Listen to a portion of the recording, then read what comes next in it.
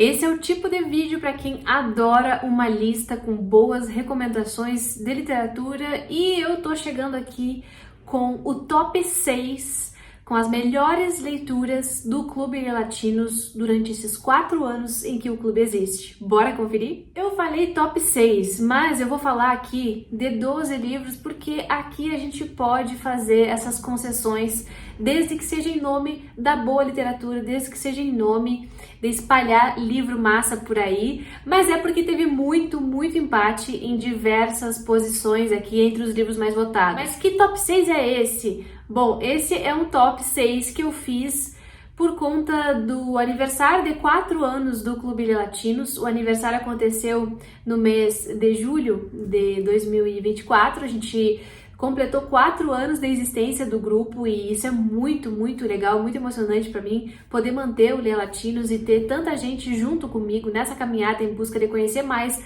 da literatura latino-americana e também conhecer mais da gente mesmo, né? Então, por conta do aniversário, e já que na data do aniversário em si eu não pude fazer nada especial, eu decidi conversar com o pessoal, perguntar para eles quais são os livros que mais marcaram eles durante todo esse tempo do Lê Latinos, né? Seja quem participou desde o dia 1, seja quem entrou depois. Eu fiz um belíssimo formulário com 4 listas diferentes, que são as listas por ano do Clube Lê Latinos. Todos os livros que a gente leu estão listados lá na nossa página do Catarse, gente. Então, se vocês quiserem ver tudo, todos os itens completinhos, é só visitar catarse.me/Clube Lê Latinos ou clicar num dos primeiros links que aparece aqui embaixo, porque vocês podem ver tudo com muito mais detalhes.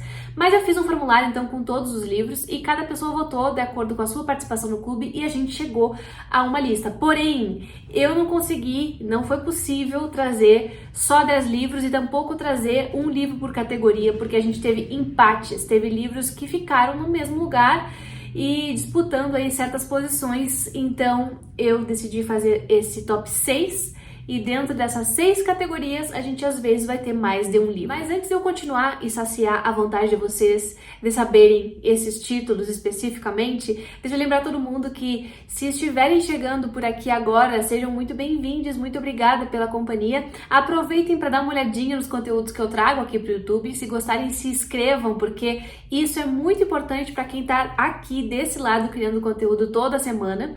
Deixem likes também nesse vídeo e em outros vídeos que forem aparecendo para vocês e, claro, conversem comigo, porque essa é sempre a melhor parte. Lê os comentários, tanto no chat ao vivo quanto nos comentários abaixo do vídeo. É sempre uma alegria imensa para mim poder ter essa interlocução com quem me acompanha por aqui. Também devo dizer que todos os livros que eu vou mencionar já estão listados aqui na caixa de descrição. Então, caso vocês queiram conferir sinopses, valores, formatos, caso vocês queiram adquirir algum livro, vocês podem entrar por esses links e fazer isso, tá bom? Além disso, para todos os livros dessa lista tem resenha aqui. Isso é um auge para mim, né? Eu sempre faço resenhas dos livros que a gente lê lá no clube, porque apesar do clube ser um projeto de financiamento coletivo, que todo mundo pode participar, apoiar e ter recompensas, eu também trago conteúdo para cá, para que quem não pode, né, conversar com a gente lá dentro das coisas que eu faço como recompensa, tipo nosso grupo, tipo os nossos encontros privados, pode também acessar os conteúdos, ou seja, ninguém fica sem conteúdo latino. E eu, gente, estou com uma lista que eu vou até tentar levantar sem derrubar, mas ó, é uma lista de peso, é uma lista que me dá muito orgulho de saber que a gente passou por tanto livro massa, por tanta coisa massa nesses 4 anos da história. Como eles têm resenha aqui no canal, todos esses livros, eu não vou falar das histórias deles aqui, vou falar brevemente, o mais rápido possível, para tentar instigar vocês de alguma maneira, trazendo breves comentários meus sobre o que trata o livro, enfim, por que eu gosto deles e por que eu acho que eles estão aqui nessa lista, tá bom? Quem quiser mais detalhes, quem quiser resenha, é só expandir aqui a caixa de descrição do vídeo para poder ir às resenhas específicas. Ocupando então o 6º lugar neste ranking, a gente tem nada mais, nada menos que 4 livros e são todos livraços. Eu concordo muito com o pessoal aqui quando eles escolhem esses livros como alguns dos melhores que a gente já leu. O primeiro não podia ser diferente, O País Sem Chapéu, do escritor haitiano Danila Ferrier, que é publicado aqui no Brasil pela editora 34, e nesse livro tem tradução da Heloísa Moreira, e foi um dos livros mais diferentes que a gente já leu não só porque fala do Haiti e a gente não está acostumado a ouvir sobre esse país tanto assim, né, na literatura, mas também pela forma da sua escrita. Eu acho que ele consegue unir tudo aqui, contexto histórico com uma bela história. A gente tem um contexto de um escritor que acaba tendo que sair do país, se exilando no período da ditadura que aconteceu no meados do século XX no Haiti, e quando ele volta já não se encontra mais nem com a sua terra, nem com a sua gente. Ele vai ter que fazer várias reconstruções e ele vai brincando com isso também na forma da escrita. E a gente vai entendendo um pouco da vida dele e também da vida do país, inclusive com questões espirituais e questões que ficam muito povoando o nosso imaginário por bastante tempo. E esse é um livro que se lê super fácil, gente. Eu adorei a leitura, eu quero continuar lendo Dany Laferrière. Esse foi o primeiro livro dele publicado no Brasil, mas já tem outros, e vale muito conhecer a literatura haitiana da melhor qualidade. E o próximo livro, que também está dentro desse 6º lugar, é um dos mais impressionantes romances históricos que eu já li. É latino-americano, é peruano, de um autor peruano, na verdade, mas fala de um lugar que fica ali do ladinho do Haiti, é a República Dominicana. Eu tô falando da Festa do Bode, do Mário Vargas Llosa, autor polêmico, eu sei, mas a gente não vai entrar na figura do autor aqui.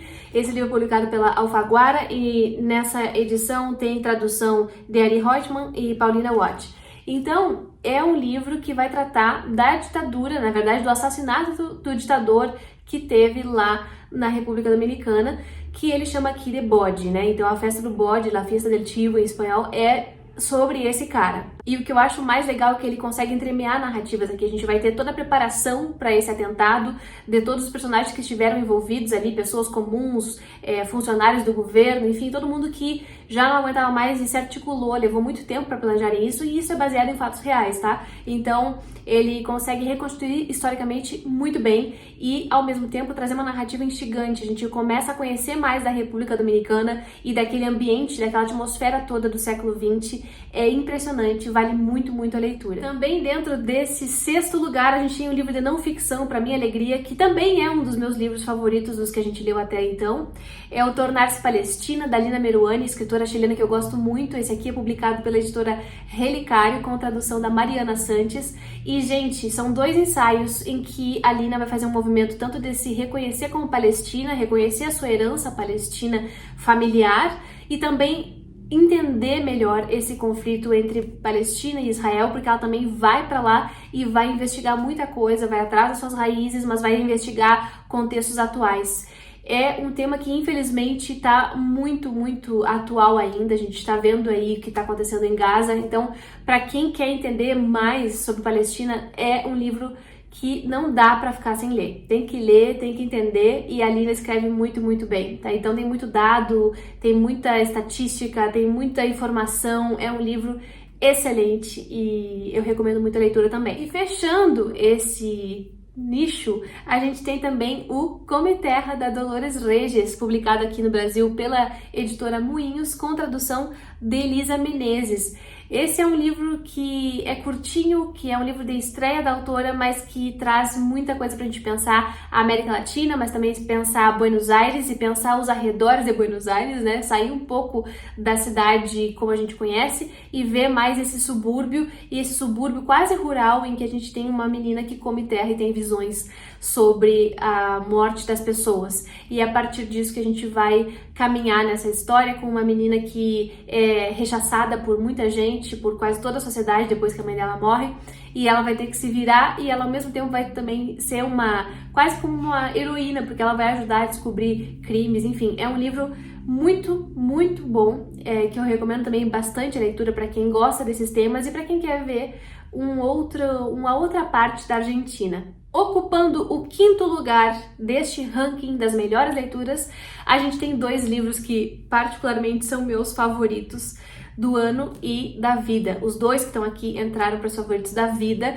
e casualmente a gente leu neste ano de 2024, enquanto eu tô gravando esse vídeo. Mas eu vou falar deles por ordem aqui. Então, dentro desse quinto lugar, a gente tem Andaimes, do Mário Benedetti, que é um escritor uruguaio que eu adoro. Ele é publicado pela editora Mundaréu, e nesse livro aqui tem tradução de Mário D'Amato.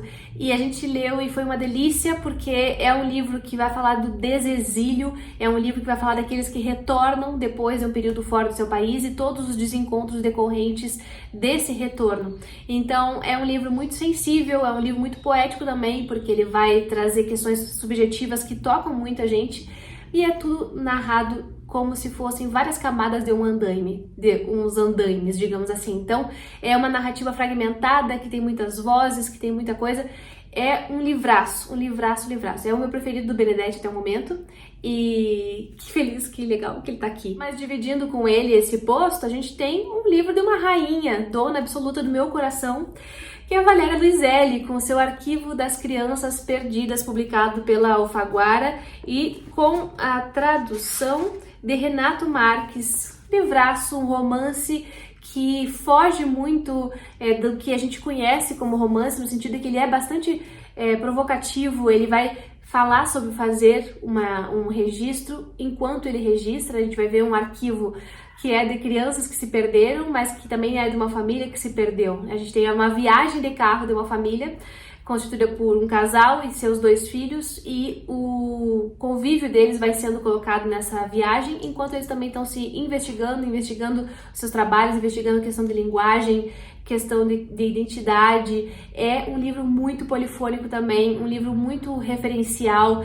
que tem muitos os temas pra gente pensar, como o fim do casamento, como a criação dos filhos, das crianças, como a imigração do México para os Estados Unidos e muitas coisas mais.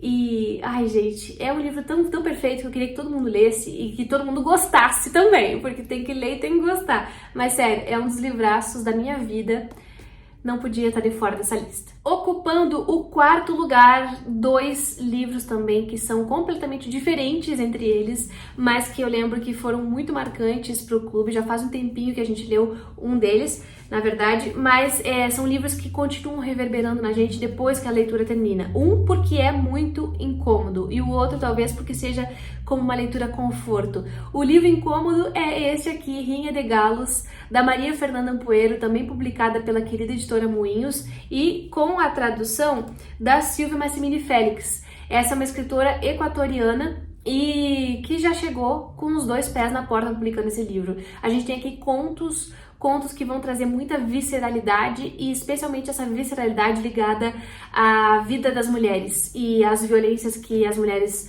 sofrem, e também muitas outras coisas ligadas a relações sociais, né, que a gente vê muito afetadas pelo nosso presente muito violento. Então tudo isso está aqui, e tá também uma vivência que é do Equador e que a gente às vezes não fica sabendo, porque é um país que se fala pouco, pelo menos aqui no Brasil.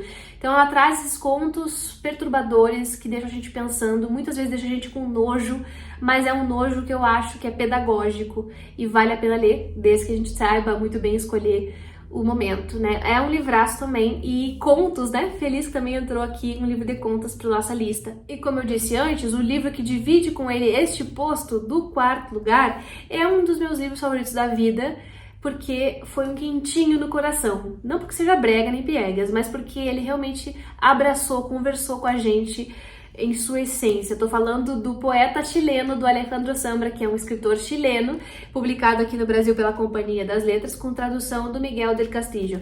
E, gente, é um romanção que é uma história sobre fazer um romance, é uma história sobre fazer literatura, é uma história de uma família também, como o Arquivo das Crianças Perdidas, mas de uma história mais ampla, do Chile como um país de poetas. A gente tem uma história de paternidade, o que é uma coisa bem diferente, porque, né, a gente fala muito de maternidade na literatura hoje em dia, mas a paternidade segue sendo uma incógnita quase. E o Zambra vem preenchendo este buraco, né, dos temas, e ele faz isso de uma maneira muito interessante. Então vai ter um cara que tem uma família, depois essa família vai se separar, e ele vai pensar nesse menino que ele criou, que é um enteado, e muitas questões vão vir sobre relacionamento, sobre casamento, sobre paternidade, mas ao mesmo tempo vai vir questões sobre poesia, sabe? Então ele faz tudo aqui. É um livro delicioso de ler. Ele é um calhamaço que a gente não vê passar, então vale muito a leitura. E agora nós estamos chegando nos finalmente. A gente tem um livro, apenas um livro na posição de terceiro lugar, reinando absoluto, porque realmente foi muito bom, foi muito marcante, um livro de uma mexicana que eu adoro. Estou falando sobre A Filha Única, da Guadalupe Nettel, publicado aqui pela editora Todavia, com tradução da Silvia Massimini Felli. Esse livro foi também um dos que rendeu discussões incríveis no clube, porque a gente tem aqui três narrativas de mulheres que se relacionam de uma maneira diferente com a maternidade, querendo ser mãe, não querendo ser mãe, né, tendo tido problemas com relação à gestação e muitas outras coisas. Então, eu achei que o que mais marcou na gente foi como conseguiu capturar essas vozes e fazer dessa discussão uma discussão muito mais complexa do que ela costuma ser. Então, vai ter maternidade, vai ter direito da escolha, vai ter questão da identidade dessas mulheres, né? E tudo isso narrado de uma maneira impressionante, uma maneira muito fluida, como sempre costuma ser a prosa da Guadalupe Nettel. Eu gosto muito dessa escritora, gosto muito desse livro também, e fiquei feliz que ele entrou nessa votação aqui e que ele tá aí ocupando sozinho a posição de terceiro lugar. Agora, atenção para esse segundo lugar, Brasil, porque nesse segundo lugar eu vou falar de um livro que eu não tenho em mãos aqui, a edição física, mas vou deixar a capa para todo mundo ver, porque é de uma brasileira. Eu tô muito feliz que uma brasileira tá ocupando postos tão importantes aqui como esse dessa lista. E não só isso, é um livro de não ficção. Eu tô falando, gente, do Banzeiro Ocotó. Ai, que livro incrível. Esse livro é escrito pela Eliane Brum, que é uma das grandes jornalistas que a gente tem no Brasil, daquelas que é para dar orgulho para todo mundo. E aqui ela vai fazer uma viagem à Amazônia, centro do mundo, né? Em que ela vai analisar não só a Amazônia como um território amplo, mas também a cidade de Altamira, em que ela vai discutir as questões da desocupação das terras, que são terras indígenas, para a construção de hidrelétricas, por exemplo. Ela vai discutir políticas públicas, ela vai ouvir essas pessoas que moram lá em Altamira, ela vai fazer todo um contexto, ela vai fazer, na verdade, um panorama do que é Altamira e de como a Amazônia vem sendo tratada nos últimos 100 anos, e de como a gente precisa abrir os olhos para se entender como parte da Amazônia, para se entender como parte da natureza, não como algo fora da natureza que pode explorá-la, né? Então é um livro com uma pegada muito forte desse discurso dos povos originários, né? E foi uma das leituras mais sensíveis e mais marcantes. Ela consegue tocar as feridas todas e também ela consegue fazer poesia com as coisas que ela coloca, sabe? Ela é muito sensível. Foi um livraço, gente. Eu nem sei dizer pra vocês o quanto ele me marcou, mas como tem uma resenha longuíssima aqui, eu não vou mais falar dele. Fica aí, uma vez mais, só essa recomendação forte de que leiam Banzeiro Ocotó, vocês não vão se arrepender. E agora sim, rufem os tambores, ou rufem, enfim, já fica aí um spoiler do que tá chegando para esse lugar, para este primeiro lugar do ranking. A gente tem também, outra vez, 2 livros, sendo um brasileiro e outro mexicano. Eu vou falar do brasileiro primeiro, porque é um livro também que eu acho extremamente relevante e importante pra gente, mas atual, infelizmente atual. Vocês vão entender quando eu mostrar. Mas é de uma brasileira que marcou com a sua voz. Estou falando da Carolina Maria de Jesus e do seu Quarto de Despejo. Foi uma leitura das mais marcantes também que a gente teve no clube, com muitas discussões. E esse aqui é o diário da Carolina, que ela escrevia, né, enquanto ela tinha um tempinho ali no seu barraco, essa favela que já nem existe mais no Canindé, e ela escrevia como combustível para continuar lutando, para continuar trabalhando, catando papel, trocando por comida, tentando manter a subsistência dos seus filhos, né? É aterrador, o cotidiano da Carolina é aterrador, mas é interessante acompanhar esse processo, como ela reflete sobre tantas questões do Brasil da sua época e também sobre o próprio fazer literário, e também para ver como ela foi conseguindo sair desse lugar até chegar à publicação do livro, né? Então é um diário duro de ler, mas que eu acho que vale muito a pena, e que bom que ele entrou nessa lista, porque pra mim também foi uma das leituras mais marcantes do clube nestes 4 anos, e é brasileira, é nossa, é a Carolina Maria de Jesus. E o mexicano, então, que eu falei pra vocês, que tá aí, neste primeiro lugar também, como uma das leituras mais impressionantes que o Leia Latino já teve, ele, rei da minha vida, Juan Rulfo, com o seu Pedro Páramo, aqui publicado pelo selo da José Olímpio, com a tradução do Eric Nepomuceno. Este livro, gente, é assim, que alegria que ele ficou no primeiro lugar, que alegria, porque é um dos meus livros da vida, é um dos meus livros favoritos da literatura latino-americana, sem sombra de dúvida, talvez seja o favorito, porque eu acho que nunca, ninguém, jamais conseguiu fazer algo como o Rulfo fez aqui em 100 e poucas páginas. Ele traz um romance completo, um romance diferenciado, um romance que fugiu completamente dos movimentos que a gente estava tendo na sua época, e que é um dos que mais me instiga. Pedro Páramo é uma história que eu não vou falar aqui porque eu já fiz uma resenha, com uma resenha que tá livre de spoilers no começo e depois tem discussão também, mas, gente, é um livro que faz a gente pensar na América Latina, que traz também a nossa tradição, que é bastante espiritualista, que é bastante flertando com o metafísico, sabe? Ele consegue fazer isso numa história extremamente apegada à terra do México, a uma terra abandonada por diversas questões, por política, abandonada por outras brigas que aconteceram lá, e em que as pessoas vão ficando desassistidas. E o ressentimento todo que vem disso, né? É uma história de pai e filho também, é uma história do deserto, é uma história de muitas vozes, é uma história impecável. Que bom que ele tá aqui, leiam Pedro Páramo, ainda mais agora que tem a adaptação, né, que eu sei que isso sempre movimenta muitos leitores. Não deixem de ler o livro, gente, o livro é, assim, é uma concisão, ele coloca aqui só aquilo que é necessário, ele retirou tudo que ele podia retirar, não tem uma palavra sobrando, e cada palavra que se repete é porque é um eco da história também, é um eco desse deserto. É incrível.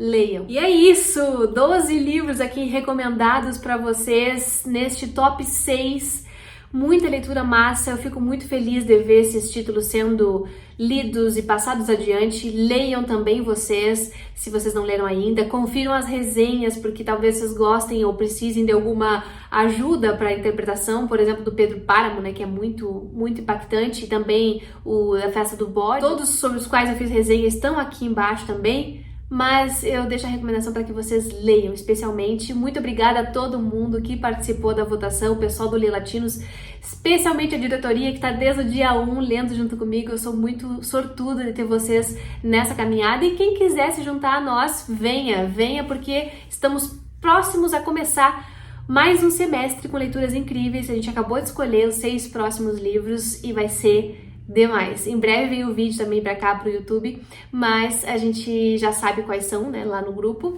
E se vocês quiserem também participar e ter recompensas, venham, apoiem, participem do Leia Latinos. Vamos fazer a literatura latino-americana chegar cada vez mais longe. Eu vou ficando por aqui, muito obrigada pra quem ficou até o final do vídeo, e a gente se vê no próximo.